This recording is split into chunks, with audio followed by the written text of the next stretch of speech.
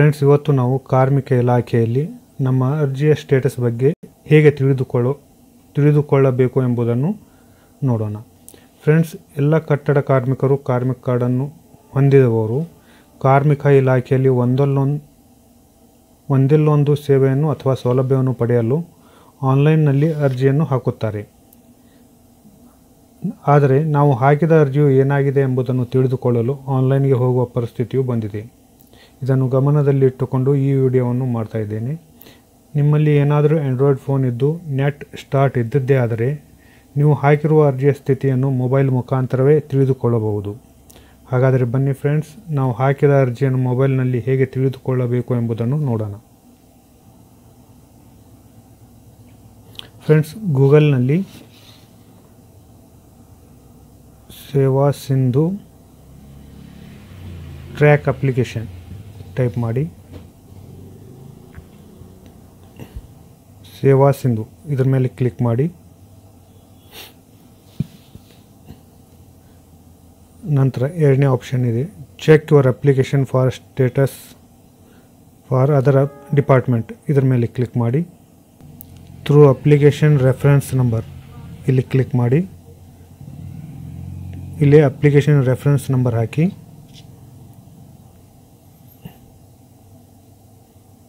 ಎಲ್ಲ ಕ್ಯಾಪಿಟಲ್ನಲ್ಲಿ ಹಾಕಿ friends. KB 016S 221156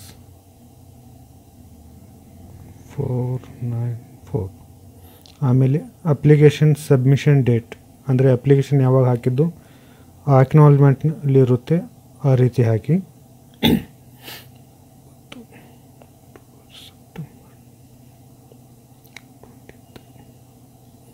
ಆಮೇಲೆ ಕ್ಯಾಪ್ಚಾವನ್ನು ಹಾಕಿ friends.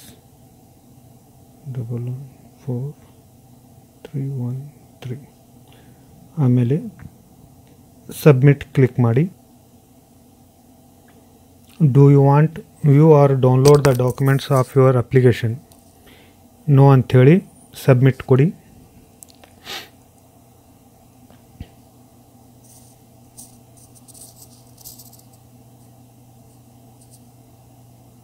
ಇಲ್ಲಿ ನೋಡ್ಬೋದು ಫ್ರೆಂಡ್ಸ್, ನೀವು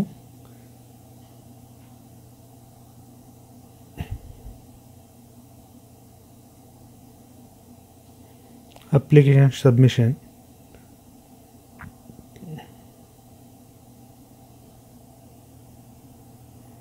ಇಲ್ಲಿ ನೋಡಿ, ಅಪ್ರೂವ್ಡ್ ಅನುಮೋದಿಸಿದೆ ಹಾಕಿದ್ದು ಈ ಡೇಟಿಗೆ ಫ್ರೆಂಡ್ಸ್. ಅಪ್ರೂವಲ್ ಆಗಿದ್ದು ಈ ಡೇಟಿಗೆ. ಅದೇ ರೀತಿ ಇನ್ನೊಂದು ನೋಡೋಣ, ಮ್ಯಾರೇಜದ್ದು ನೋಡೋಣ. ಬ್ಯಾಕ್ ಬನ್ನಿ, ಅಪ್ಲಿಕೇಶನ್ ಡೀಟೇಲ್ಸ್ ಇಲ್ಲಿ ಹೋಗಿ.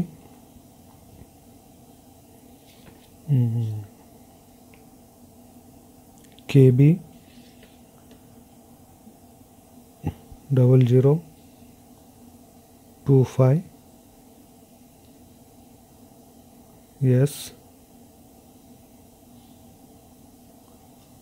2200178001.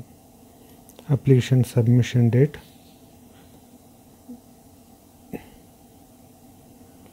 April 27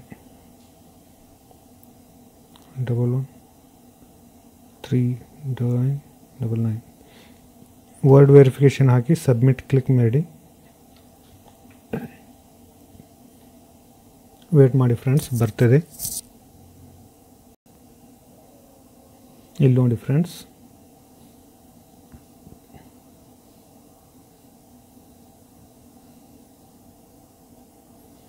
ಇದು ಲೇಬರ್ ಇನ್ಸ್ಪೆಕ್ಟರ್ಲಿಂದ